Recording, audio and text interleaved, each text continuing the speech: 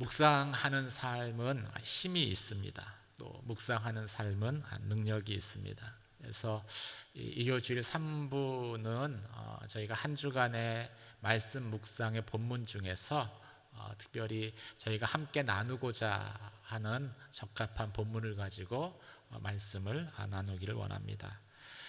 지난 목요일 날 읽은 본문의 말씀, 오늘 읽은 본문의 말씀을 가지고 함께 나누고 싶습니다. 야곱의 가정에 대해서 저희는 계속해서 살펴보고 있습니다. 야곱의 가정이 중요한 이유는 이제 야곱이 12자녀가 있죠. 근데 이 12자녀가 이스라엘의 12지파를 이룹니다. 그리고 야곱의 때에 와서 비로소 이스라엘이 민족을 형성합니다. 하나님은 이 이스라엘 민족을 통해서 인류를 구원고자 계획하셨습니다. 그래서 이 야곱의 가정이 반드시 회복되어져야 되죠. 그런데 이스라엘의 불순종으로 인해서 그 일을 이스라엘 민족이 감당하지 못하자 예수님이 이 땅에 오시고 12지파 대신에 12명의 제자를 세우시고 또 구원의 통로로 이스라엘 민족 대신에 교회를 이 땅에 세우십니다. 영적인 이스라엘을 세우신 것이죠. 이것이 결과이기는 하지만 어쨌든 이 구약의 역사 안에서는 그래서 이 야곱의 가정은 매우 중요한 구속사적인 의미를 갖습니다. 그 가정이 회복되는 것이 이 땅에 하나님의 구원이 펼쳐질 수 있는 통로가 되기 때문이죠. 하나님께서는 그 가정을 회복시키는 통로로 요셉을 사용하셨습니다. 애굽의 총리가 된 요셉은 야곱의 가정 안에 있는 죄를 드러냈습니다. 그리고 용서를 통해서 깨어진 가족 관계를 다시 회복하죠. 야곱의 가정은 태생적으로 복잡한 가정이었습니다. 자신을 낳은 어머니 외에 3명의 다른 어머니가 있는 아주 복잡한 가족 관계, 그래서 서로 사랑하기가 너무 힘든 그런 구조를 가진 가족이었습니다. 거기에 더해서 이 가정의 가장인 야곱은 편애하는 사람입니다. 그 편애로 인해서 형제간에 서로 미워하고 시기하는, 어떤 의미에서 보면은 구원의 통로가 아니라 가장 대표적인 역기능적인 가정이 야곱의 가정이었던 것이죠. 이 역기능적인 가정인 야곱의 가정이 깨어지는, 완전히 산산조각 나는 결정적인 사건이 13년 전에 요셉을 미워해서 그 형제들이 요셉을 이집트의 종으로 팔아버린 것입니다. 이 일은 지난 13년 동안 밝혀지지 않은 채, 진실이 밝혀지지 않은 채 가족들 안에 거짓과 속임수로 봉해진 채 그 가정 안에 계속 존재해 왔습니다. 그런데 총리가 된 요셉이 이집트의 식량을 얻으러 온 형들에게 13년 전에 그 악행에 대해서 돌아보게 하고 돌이킬 기회를 제공한 것이죠. 그리고 요셉은 형들의 죄를 용서해 줍니다. 깨어진 가정을 다시 사랑하는 가족 관계로, 형제 관계로 회복한 사람이 바로 요셉이었습니다. 이처럼 우리 안에 감춰진 죄를 드러내고 회복시키는 요셉의 모습은 그래서 예수님의 모습과 너무나도 일치합니다. 오늘 본문에서도 요셉은 형들의 죄를 용서할 뿐 아니라 형들에게 귀한 선물을 제공합니다. 이 모습 또한 예수님과 동일한 모습이죠. 그렇다면 요셉이 형들에게 준 선물들은 어떤 의미를 가지고 있을까요? 먼저 요셉은 바로에게 받은 3가지 선물을 형들에게 전달했습니다.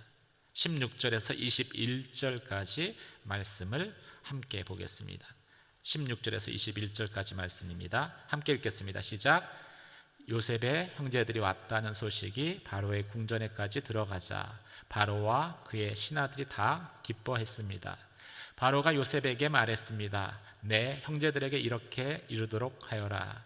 형님들의 짐승에 짐을 싣고 가나안 땅으로 돌아가서 형님들의 아버지와 식구들을 제게로 데려오십시오. 그러면 제가 이집트 땅에서 가장 좋은 땅을 형님들에게 드릴 것이며 형님들이 이 땅에 가장 좋은 것들을 누릴 수 있을 것입니다 라고 말이다. 또한 이렇게 이르도록 하여라. 자, 이렇게 하십시오. 형님들의 자식들과 아내들을 위해 이집트에서 수레를 갖고 와서 아버지를 모시고 오십시오. 현재 갖고 있는 물건들은 신경 쓰지 말고 오십시오. 온 이집트의 가장 좋은 것들이 형님들의 것입니다 라고 말이다. 그리하여 이스라엘의 아들들은 그대로 했습니다. 요셉은 바로의 명령대로 그들에게 수레들을 주고 여행길에 먹을 양식을 주었습니다. 요셉의 형들이 이집트에 왔다는 소문이 퍼집니다. 이 일로 온 이집트가 기뻐했다라고 성경은 말하고 있습니다.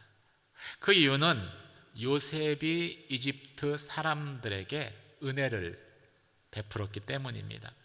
이집트 백성들은 7년 풍년 이후에 7년 기근의 때에 굶주리지 않고 견뎌낼 수 있었습니다. 요셉의 덕분이죠. 그리고 이 일로 인해서 바로의 왕권은 이전과는 다르게 더 강화되었습니다. 그래서 이 요셉의 가족들이 이집트에 왔다는 소식을 들었을 때 그들은 함께 기뻐했던 것이죠. 그리고 바로를 통해서 그 요셉의 형들에게 선물들이 주어집니다. 물론 요셉이 그 형들에게 준 가장 큰 선물은 13년 전에 자신에게 행했던 그 악행의 죄를 용서해 준 것입니다. 13년 동안 그 형들의 마음을 짓누르고 있었던 죄책감으로부터 요셉이 용서를 통해서 자유케 해준 것입니다.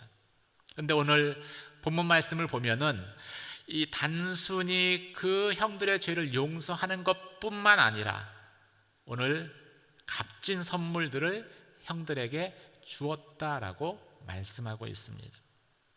물론 바로 왕으로부터 받아서 준 것이긴 하지만 요셉을 통해서 그 형들에게 전달되어진 것이지요. 세 가지 선물을 전해 주었습니다. 첫 번째는 좋은 땅입니다. 야곱이 그 가족을 이집트에 데려와 정착하기 위해서 반드시 필요한 것이 땅이죠. 그런데 요셉을 통해서 그 땅을 제공받은 것입니다. 이집트에 정착할 수 있게 된 것이죠. 성경에서 이 땅이 의미하는 것은 기업입니다. 이 기업을 통해서 우리는 이 땅에서 발을 붙이고 살아갈 수 있는 것이죠. 두 번째 선물은 무엇입니까? 그것은 이집트의 기름진 것들을 약속합니다. 이 먹을 것이 없는 기근의 때에 요셉의 가족들은 굶주림을 피할 수 있게 된 것뿐만 아니라 이집트라는 대제국의 가장 좋은 먹거리를 제공받을 수 있게 된 것이죠. 세 번째, 요셉은 수레를 형들에게 주었습니다. 이 당시에 수레는 이집트에만 존재하고 있었던 것이라고 합니다. 최고의 운송 수단이죠.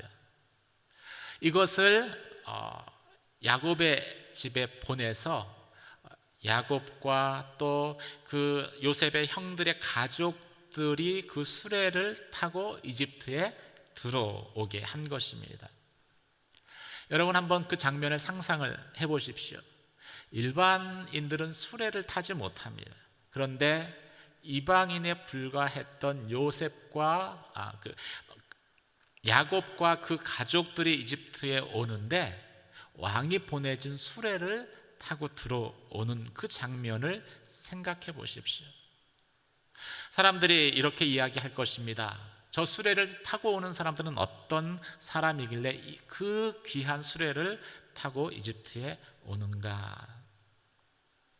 수레를 태워 데려온다는 것은 그만큼 특별한 대접을 하고 또 특별한 존재로 여겨주었다라는 의미를 가지고 있는 것입니다. 근데 이 세 가지의 선물, 요셉에 의해서 그 형들에게 제공된 세 가지 선물을 이렇게 보면은 낯설지가 않습니다. 하나님도 우리에게 이런 선물을 주셨기 때문이죠.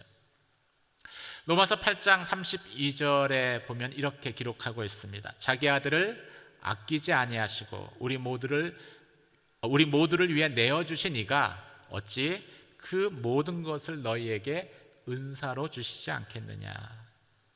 여기서 은사라는 의미는 값없이 주는 선물이라는 의미입니다. 하나님은 우리에게 예수 그리스도를 통해서 생명을 주셨을 뿐만이 아니라 값없이 선물을 주시는 분이십니다. 하나뿐인 아들 예수 그리스도를 통해서 우리의 죄를 용서하시고 생명을 주셨을 뿐만이 아니라 이 땅에서 믿음의 삶을 살아가는데 유익한 선물을 값없이 주시는 분이 하나님이시죠. 이미 가장 소중한 것을 하나뿐인 아들을 주셨기 때문에 선물을 주시는 것에 대해서 전혀 마음에 꺼리낌이 없는 분이 바로 하나님이십니다. 그럼 하나님이 우리에게 주신 선물은 무엇입니까? 요셉이 야곱 가정에 준 것과 동일하게 첫 번째는 땅의 기업입니다. 하나님은 믿음의 사람에게 이 땅에 기업을 주십니다. 그래서 이 땅 가운데에서 뿌리를 내리고 또 그 기업을 통해서 우리의 필요를 공급하시는 하나님의 은혜를 경험케 하시죠. 두 번째 하나님이 우리에게 선물로 주신 것은 기도 가운데 응답하신다는 겁니다. 지금까지 너희가 내 이름으로 구하지 아니하였으나 구하라 그리하면 받으리니 너희 기쁨이 충만케 될 것이다. 우리가 예수 그리스도를 주로 고백하는 그 순간부터 우리는 예수 그리스도의 이름으로 하나님께 우리의 필요를 간구할 수 있습니다. 그리고 그것을 간구하면 하나님께서 들으시고 우리의 기도 가운데 응답하여 주십니다. 약속하신 것이지요. 그 기도의 응답을 경험하고 나서 그 기도의 응답을 경험하면 우리의 영혼은 응답하신 하나님으로 인해서 기뻐하며 즐거워하게 되는 것입니다. 기도의 응답이 우리 가운데 주신 선물입니다. 이 기도를 통해서 하나님은 매일매일의 삶에 내게 필요한 것들을 공급하여 주시고 또 알아야 할 것들을 알게 하시는 분이십니다. 세 번째 하나님이 우리에게 주신 선물은 자녀됨이라는 특별한 신분입니다. 성경은 믿는 우리를 향해서 더 이상 종이라 부르지 않을 것이다 라고 말씀하고 있습니다. 종이라고 부르지 않고 사랑하는 내 아들, 내 딸이라 부를 것이다 라고 말씀하고 있습니다. 우리가 예수 그리스도를 주로 고백하는 그 순간 우리는 하나님의 자녀의 신분을 얻게 되는 것이죠. 자녀와 종의 차이가 무엇입니까? 종은 두려움 가운데 하나님 앞에 나아가지만 자녀는 두려움 없이 하나님께 나아갈 수 있다라는 것입니다. 우리는 하나님 앞에 자녀됨의 신분을 가지고 언제든지 두려움 없이 나아갈 수 있는 존재가 되었습니다. 또 자녀에게는 많은 권세가 주어졌습니다. 예수 그리스도께 있는 하늘과 땅의 모든 권세가 자녀 되어진 우리들 가운데 그대로 전달되었습니다. 하나님 우리를 구원하셨을 뿐만이 아니라 이런 놀라운 선물을 값없이 주시는 분이십니다. 그러면 왜 하나님께서 이런 선물들을 우리에게 주셨을까요? 아니, 구원받은 것도 너무나 감사한데 감격스러운데 왜 이런 선물들을 주셨겠습니까? 오늘 읽은 본문의 말씀과 같이 이 땅에서 누리게 하기 위한 것입니다. 예수 그리스도를 통해서 받은 그 생명을 가지고 살아가는 그 삶의 풍성함을 누리게 하기 위해서 하나님은 우리에게 이 값비싼 것들을, 소중한 것들을 은혜로 주신 것이죠. 요한복음 10장 10절은 이렇게 말씀하고 있습니다. 도둑이 온 것은 도적질하고 죽이기 위한 것이지만 내가 온 것은 양으로 생명을 얻게 할 뿐 아니라 더욱 풍성히 누리게 하기 위함이다. 예수님이 이 땅에 오신 목적을 두 가지라고 스스로 정의하셨습니다. 첫 번째는 양으로 생명을 얻게 하는 것. 예수 그리스도를 통해서 우리가 생명을 얻고 구원받게 하는 것이 오신 첫 번째 목적입니다. 두 번째는 그 생명을 얻을 뿐만이 아니라 풍성히 누리게 하기 위한 것입니다. 구원받은 자로서 하나님의 자녀로서 이 땅에서 천국의 삶을 살게끔 하기 위한 것이죠. 근데 대부분의 성도들에게 이 천국이라는 것은 상당히 먼 거리에 있는, 나의 현재의 삶과 관계없이 미래의 어느 순간, 내가 눈을 감는 순간 내게 임하는 것 정도에 머물고 있습니다. 그리고 이 땅에서는 매일매일 생존하기에 급급한 그런 삶을 살아가죠. 천국에 대해서 그렇게 여기고 있다 보니까 예수를 통해서 주시는 새 생명 얻은 자의 그 풍성한 기쁨이 없이 그냥 하루하루를 살아가는 것에 머물고 마는 것이지. 근데 그것은 주님이 이 땅에 오신 두 가지 목적 가운데 하나만 이루고 사는 삶입니다. 예수님이 이 땅 가운데 오신 것은 양으로 생명을 얻고 더 풍성히 누리게 하기 위한 것입니다. 예수를 믿는 우리의 삶 가운데 풍성한 기쁨과 은혜, 그것들이 넘쳐난다면은 사람들은 내가 믿는 예수에 대해서 관심을 가질 것입니다. 예수를 믿는데 똑같이 걱정하고 똑같이 근심하고 똑같이 궁핍하고 믿는 자의 삶과 믿지 않는 자의 삶이 전혀 차이가 없다면은 사람들은 우리가 믿는 예수에 관심 갖지 않을 것입니다. 그럼 왜 우리는 그런 삶을 살 수밖에 없을까요? 요셉이 형들에게 했던 말 가운데에서 그 단서를 발견할 수 있습니다. 18절 말씀 한번 보시겠습니다. 18절입니다. 함께 읽겠습니다. 시작.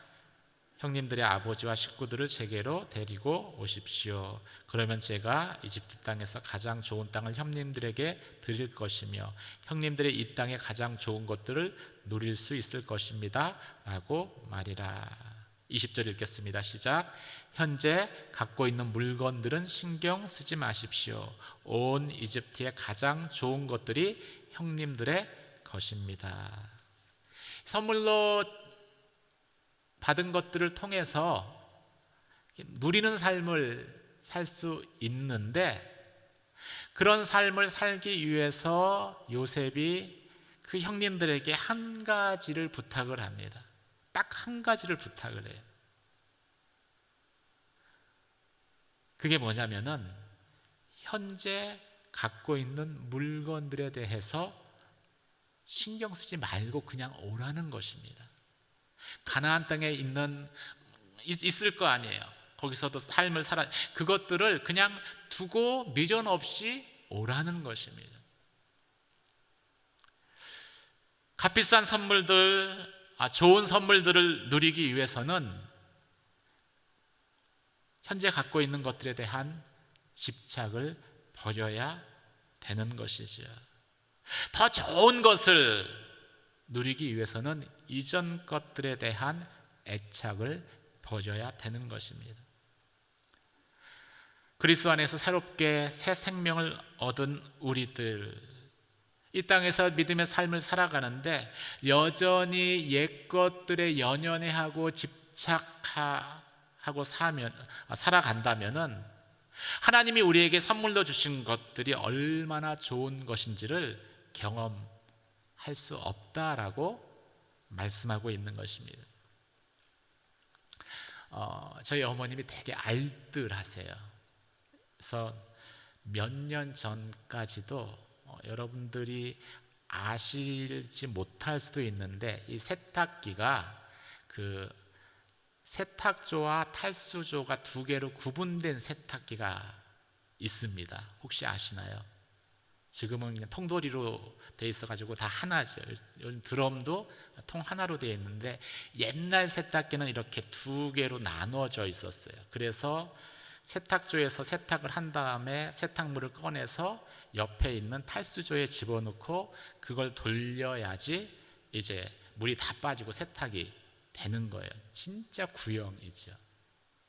근데 저희 부모님 세대는 워낙 알뜰하세요. 이 모터가 돌아가면 고장 난 게 아니에요. 잘 작동하는 세탁기입니다. 그래서 계속 그거를 쓰시겠다고 고집을 하는 거예요. 근데 이제 나이도 많이 드시고 이 물 젖은 세탁물을 끄집어내는 것 자체가 너무너무 힘이 듭니다. 그래서 제가 사고를 쳤습니다. 어머님 안 계신 집에 가서 그 구형 세탁기를 버려버렸어요. 그리고 새 세탁기를 집으로 주문을 했습니다. 인터넷으로. 처음에는 그 아까운 걸 왜 버리느냐, 모터 잘 돌아가는데 섭섭해 하시더라고요. 원망하시더라고요. 그리고 버렸는데 찾으러 가려고 하세요. 다시 가져오겠다고. 근데 새 세탁기가 도착을 했어요. 바로 다음날 도착하기로 했기 때문에. 그리고 새 세탁기를 써보신 거예요. 바뀌었습니다. 새 거 써보니까 옛날 거에 더 이상 미련 같지 않으시더라고요. 우리의 삶도 마찬가지입니다. 새 생명을 얻었어요. 그리고 새 생명을 얻은 우리에게 하나님께서 이 땅 가운데 천국의 삶을 누리라고 많은 영적 선물들을 주었습니다. 기도 가운데 응답해 주시고 아들의 신분도 주시고. 근데 우리는 여전히 옛 것을 집착하며 살아가요. 명예, 부. 그러면은 새 선물을 누릴 기회가 없는 거예요. 새 것이 얼마나 좋은 것인지, 그 선물이 얼마나 유익한 것인지 미처 경험할 기회가 없는 것이죠. 요셉이 형들에게 부탁한 것은 한 가지였습니다. 이 선물들로 이집트 땅에서 누리기를 원합니다. 그러기 위해서 가나안에 있는 이전 것들을 미련 두지 마십시오. 사랑하는 성도 여러분, 하나님이 우리 가운데 주신 선물을 마음껏 누리며 살아가는 저와 여러분이 되시길 주님의 이름으로 축원합니다. 그러면 옛 것에 미련 두지 마세요. 오늘 본문은 또 요셉을 통해서 형들에게 주어진 선물 한 가지를 언급을 합니다. 22절 말씀입니다. 22절 말씀을 함께 읽겠습니다. 시작. 또한 요셉이 그들에게 새 옷을 주었는데 특히 베냐민에게는 은 300개와 옷 5벌을 주었습니다. 요셉이 형들에게 새 옷을 선물로 주었습니다. 저는 이 새 옷이라는 그 본문을 보는 순간 진짜 가슴이 뛰었어요. 이 요셉이 형들에게 옷을 주었다라는 것은 상당히 의미가 있는, 의미심장한 것이기 때문이죠. 사실 이 야곱의 가정에 요셉이 종으로 팔려간 가정이 완전히 파편화되어 버리는 그 문제의 발단이 사실은 야곱이 요셉에게 지어준 채색 옷 때문에 생겨난 것이었습니다. 멀리서 채색 옷을 입고 오는 그 요셉을 보는 순간 원래도 가족 관계나 여러 가지 일들로 형들이 요셉을 미워했었는데 이 채색 옷을 보는 순간 눈이 확 뒤집어 버린 거예요. 미움과 분노가 걷잡을 수 없이 이렇게 솟구쳐 오른 것입니다. 그래서 홧김에 요셉을 팔아 넘겨버린 것이죠. 왜 그렇습니까? 이 요셉의 형제들에게는요, 이 옷이 상처예요. 채색 옷이 상처입니다. 요셉만 채색 옷이 있고 나머지 형제들은 채색 옷이 없었습니다. 근데 이 채색 옷이 아버지의 사랑이었거든요. 아버지는 요셉만 사랑해. 아버지는 요셉만 편애해. 모든 그 형제들이 아버지의 사랑을 필요로 했습니다. 특별히 가족 관계가 복잡했기 때문에, 여러 엄마가 있었기 때문에 아버지의 사랑은 더욱더 절대적으로 갈급했을 것입니다. 그런데 요셉에게만 그 사랑을 보여준 거예요. 그리고 그 상징이 채색 옷이었습니다. 이 요셉을 애굽에 팔아 넘길 때 그래서 형들이 요셉의 채색 옷을 벗겨버립니다. 그리고 노예로 팔아버리죠. 근데 이 옷이 그 상처고 트라우마인데, 옷이 아버지의 사랑을 받지 못한 것을 기억나게 해주는 그런 트라우마인데, 요셉이 아버지를 대신해서 형들에게 옷을 선물한 거예요. 어떻게 보면 요셉이 그 옷으로 인해서 형들에게 그 애굽의 종으로 팔려가게 됐는데, 요셉이 그 불화의 원인이었던 그 옷을 화해의 용도로 형들에게 준 것이지. 이 옷을 받는 순간 그 형들 안에 있었던 그 상처, 사랑받지 못한 것에 대한 그 마음의 상처는 씻은 듯이 사라져 버렸을 것입니다. 예수님도 우리에게 옷을 지어주시는 분이십니다. 우리가 이 과거에 받은 상처들, 이 트라우마, 이런 것들을 이렇게 치유해 주시는 분이 바로 예수님이십니다. 죄 용서 받았지만요, 이 상처의 뿌리가 깊으면 다시 그 죄는 반복되어집니다. 그래서 이 죄 용서 받았지만 다시 그 죄의 구렁텅이에 빠지지 않으려면 우리 안에 있는 마음의 깊은 상처까지도 사실은 치유되어져야 돼요. 그래야지 진정한 회복이 일어나는 것이죠.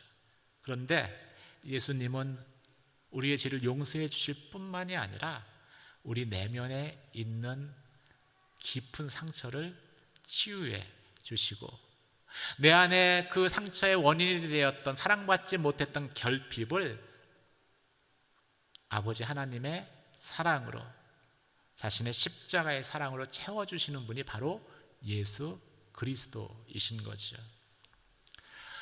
제가 그 교회에서 한 프로그램을 진행을 할 때 이 프로그램에 참석하신 한 남자 집사님이 마이크를 잡더니 이런 간증을 하시는 거예요.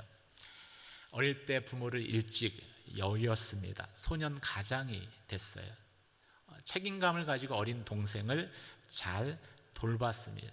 그리고 이제는 자수성가하고 그리고 사랑하는 사람을 만나서 결혼을 했습니다. 그런데 자녀가 없어요. 아니, 자녀를 갖지 않았습니다. 부부간에 너무나 친밀하고 사랑하는데 자녀를 갖지 않았어요. 그러면서 이렇게 말씀하시는 거예요. 제가 자녀를 갖지 않은 이유는 자신이 없어서입니다. 아버지의 사랑이라는 것을 본인이 받아본 기억이 없대요. 경험이 없대요. 그런데 내가 어떻게 좋은 아버지가 돼서 내 자녀에게 그 사랑을 전해줄 수 있을지, 사랑할 수 있을지 저는 솔직히 자신이 없습니다. 그런 고백을 하시더라고요. 상처이죠. 그런데 이 하나님께서 은혜를 예비하셨어요. 이 집사님이 그 프로그램에 오셔서 예배 가운데 하나님의 사랑을 깊이 경험을 하셨습니다. 얼마나 그 아들을 하나님이 사랑하시는지 온몸으로 이분이 경험을 하셨어요. 그리고 이 마지막 날이 됐을 때 이분이 다시 마이크를 잡으시더니 이런 고백을 하시더라고요. 이제는 아버지가 될 수 있겠다라는 자신감이 생겼습니다. 육신의 아버지의 사랑을 받지 못했지만 하나님 아버지의 사랑을 충분히 받았고 이제 그 사랑을 경험했기 때문에 이제는 좋은 아버지가 될 수 있을 것 같습니다. 그리고 제가 나중에 전해 들은 소식은 자녀를 낳았대요. 쌍둥이로 낳았대요. 그리고 좋은 아버지가 되었다라는 소식입니다. 사랑하는 성도 여러분, 인생의 어느 순간에 우리는 충분한 사랑을 받지 못하는 경우가 참 많이 있습니다. 아예 사랑받지 못한 사람들도 있어요. 그것은 두고두고 우리 마음 가운데 지워지지 않는 아픔이고 상처로 남을 것입니다. 이 상처가 쓴뿌리가 되죠. 왜 쓴뿌리입니까? 뿌리가 마치 물을 이렇게 뿜어내는 것처럼 계속 내 삶에 쓴물을 뿜어내기 때문에, 끌어올리는 것처럼 내 인생에 참 쓴물을 끌어올리기 때문에 쓴뿌리라고 칭하는 것입니다. 이 쓴뿌리가 있는 사람은요, 행복하기 어렵습니다. 이 상처 때문에 우울해하고, 또 어떤 사람은 이 우울함을 감추기 위해서 밝은 척 행동하는데 항상 마음은 본인이 아닌 모습으로 살아가기 때문에 불편해요. 자연스럽지 않습니다. 편안하지 않아요. 불안해합니다. 그래서 이 쓴뿌리, 마음의 쓴뿌리, 상처는 반드시 치료가 돼야 되는 거예요. 그런데 하나님께서는 우리를 구원하셨을 뿐만이 아니라 우리의 마음의 쓴뿌리조차도 치료해 주시는 분이십니다. 회복시켜 주시는 분이세요. 요셉이 그 형들에게 옷을 선물해서 그 마음 가운데 있었던 그 상처를 치유해 준 것처럼 우리를 치유해 주시는 분이 하나님이십니다. 왜 그렇게 하실까요? 내가 온 것은 양으로 생명을 얻게 하고 더 풍성히 누리게 하기 위함이라. 쓴뿌리가 제거되어야만 우리가 이 땅에서 천국을 경험할 수 있기 때문입니다. 예수님은 오늘 날에도 이렇게 말씀하십니다. 내가 온 것은 양으로 생명을 얻게 할 뿐만이 아니라 더 풍성히 얻게 하기 위함이다. 저와 여러분은 구원받았습니다. 새 생명을 얻었습니다. 주님이 우리에게 원하시는 것은 그 생명을 가지고 이 땅에서 천국을 경험하는 삶을 사는 것입니다. 내가 예수 믿고 구원받았더니 주님께서 생명뿐만이 아니라 너무 좋은 선물들을 내게 주셨어. 그 선물들을 가지고 살아가니까 이 땅에서의 삶이 천국과 같아. 그 예수를 당신도 믿어보지 않겠습니까? 이런 구원의 간증이 우리의 입에서 나오는 것입니다. 사랑하는 성도 여러분, 구원받은 삶으로 영생을 얻은 것으로 만족하지 마십시오. 주님은 영생을 얻은 우리가 이 땅에서 천국을 경험하기를 원하십니다. 이 땅에서 천국을 경험해야죠. 나중에 이 땅에 임할 천국을 저희가 바라보며 소망하며 살아가지 않겠습니까?